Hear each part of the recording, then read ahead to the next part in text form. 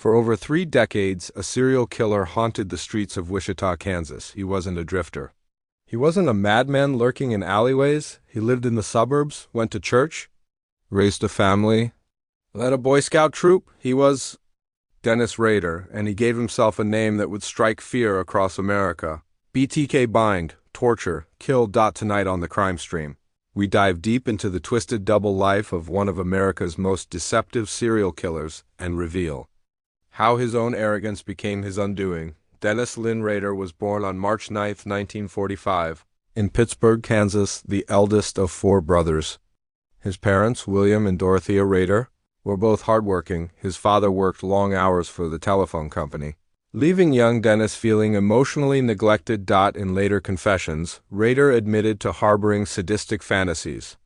From as early as 8 or 9, I had dark thoughts. Binding women, controlling them. It was like a shadow in me, he once wrote in a jailhouse letter. He also admitted to torturing small animals, a known early indicator of sociopathic tendencies. Psychologists later described his behavior as displaying signs of sexual sadism obsessive-compulsive disorder, narcissistic personality traits, paraphic disorders, especially bondage and voyeurism. He joined the Air Force in 1966 and served until 1970.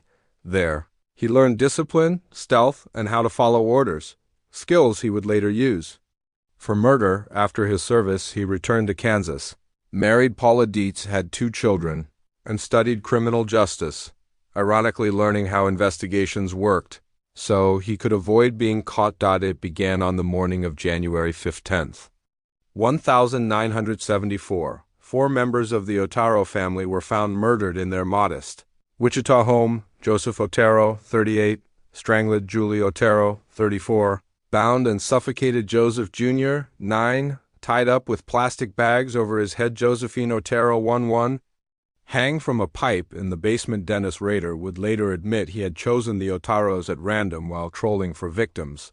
He broke in with a hit kit, a bag containing tape, cords, knives, and plastic. He even brought food to eat after the killings. He wanted total control, physically, emotionally, sexually. Rader later said, greater than I had to bind them, then torture them. That's when I felt fulfilled.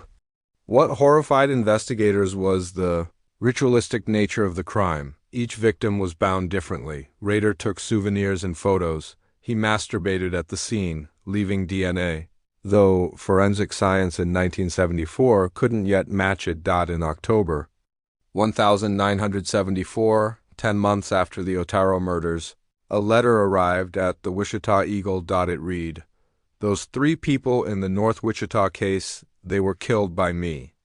I'm the killer. I am BTK.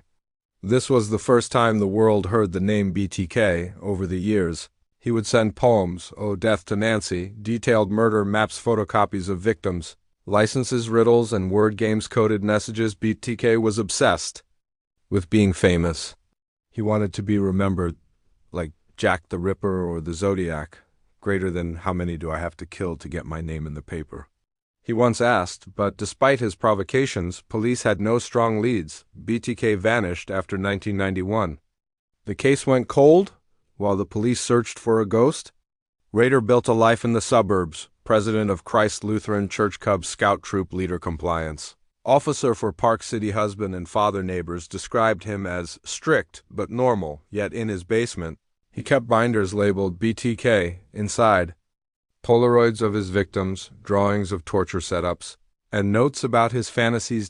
He created detailed hit lists of potential future victims, women he would follow, photograph and research. This wasn't just evil.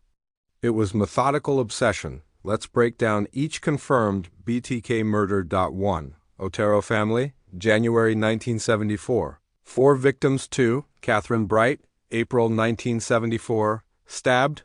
Brother survived. 3.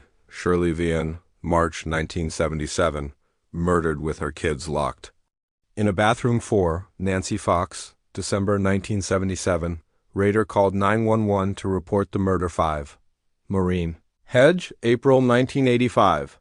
Rader killed her after attending church. 6. Vicky Wegerle, September 1986. Posed as a phone tech. 7. Dolores Davis, January 1991. Kidnapped and killed, he often took souvenirs, jewelry, underwear, ID cards. Then he'd document each act. In writing, often fantasizing about it for years after. In 2004, Rader made his fatal mistake. To celebrate 30 years since his first murder, he began mailing clues to Cake TV and the Wichita Eagle again. He sent cereal boxes, referencing serial killer, and even dolls tied up like victims. In one letter, he asked, greater than, can I send a floppy disk without being traced? Police publicly answered through the newspaper, greater than sure. He mailed it. Inside the metadata, edited by Dennis, created at Christ Lutheran Church. Police cross-referenced the church website. Dennis Rader was the president. They obtained his daughter's medical records. A DNA matched to the semen left on Josephine Otero. On February 25, 2005, Dennis Rader was pulled over and arrested. He confessed the same day. I'm BTK, he said. I have a problem. A dark side. He was calm, polite, cold. In his home, police found BTK binders, sketches, victim trophies, photos of crime scenes, handwritten torture fantasies. He called it his mother lode. In June 2005, Rader pleaded guilty to 10 counts of first-degree murder. He described each killing in court in disturbing detail, smiling occasionally. Showing zero remorse, Judge Gregory Waller sentenced him to 10 consecutive life sentences. The maximum under Kansas law at the Tim Rader now lives in El Dorado Correctional Facility. In solitary confinement, he is allowed 1 hour of exercise, no contact. With other inmates, no interviews. He's become a case study in forensic psychology and a reminder that serial killers can be anyone, even your neighbor. His case continues to be used in training by FBI Behavioral Analysis Unit, Scotland Yard, Canadian Forensics Institutes, German and Swedish criminal psychology programs. Dennis Rader wasn't a monster from a horror film. He was real. He mowed his lawn, went to church, and killed. He reminds us that evil often wears a mask, and sometimes that mask is a smile. If this story chilled you to your core, like, subscribe, share this with a fellow true crime addict. Tell us in the comments, which BTK moment shocked you most?